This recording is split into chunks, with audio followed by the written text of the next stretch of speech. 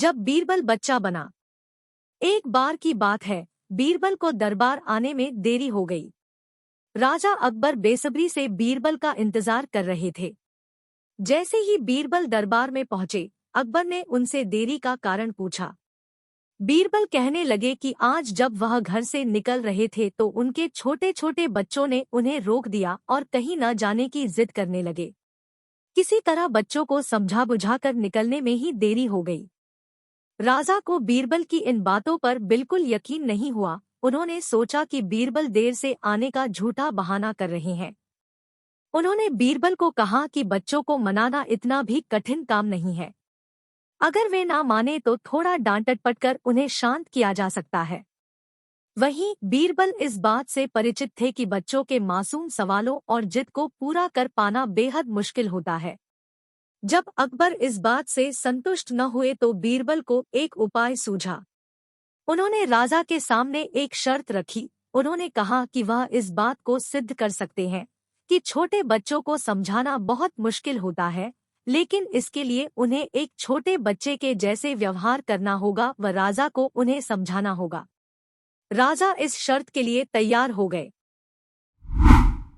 अगले ही पल बीरबल एक बच्चे के जैसे चिल्लाने और रोने लगे। राजा ने उन्हें मनाने के लिए उन्हें अपनी गोद में उठा लिया। बीरबल गोद में बैठकर राजा की लंबी मूंछों से खेलने लगे।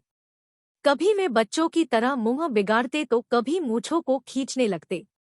अभी तक राजा को कोई आपत्ति नहीं हो रही थी। जब बीरबल मूंछों से खेलकर थक गए तो गन्ना खाने की जिद करने लगे।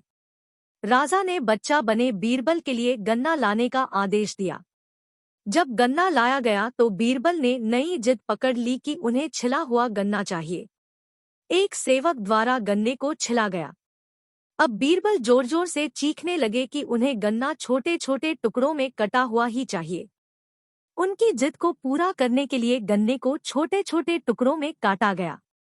जब राजा ने इन टुकड़ों को बीरबल को खाने के लिए दिया तो बीरबल ने उन टुकड़ों को जमीन पर फेंक दिया। राजा को यह देखकर बहुत गुस्सा आया। उन्होंने गुस्से से बीरबल से पूछा, तुमने गन्ने को नीचे क्यों फेंका? चुपचाप से इसे खा लो। डांट सुनकर बीरबल अब और भी जोर से रोने व चीखने लगे। अकबर ने प्यार से पूछा, कहो बीरबल, तुम क्यों रो रहे हो? बीरबल ने जवाब दिया, मुझे अब छोटा नहीं एक बड़ा गन्ना चाहिए। अकबर ने उन्हें एक बड़ा गन्ना लाकर दिया, लेकिन बीरबल ने उस बड़े गन्ने को हाथ तक न नहीं लगाया। अब राजा अकबर का गुस्सा बढ़ रहा था।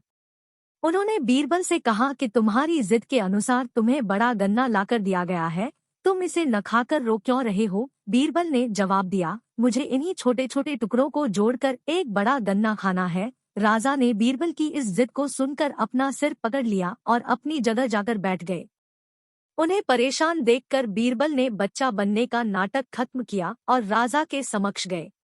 उन्होंने राजा से पूछा, क्या अब आप इस बात से सहमत हैं कि बच्चों को समझाना यकीनन एक मुश्किल काम है? राजा ने हाँ में सिर हिलाया और बीरबल को देख मुस्कुराने लगे। कहानी से सीख। इस कहानी से हमें यह जानने को मिलता है कि बच्चे बहुत मासूम होते हैं। अक्सर हम उनके नादान सवालों का जवाब नहीं दे पाते हैं, लेकिन फिर भी उन्हें प्यार से समझाकर व अनेक उदाहरण देकर उनकी जिद व जिज्ञासा को शांत किया जा सकता है।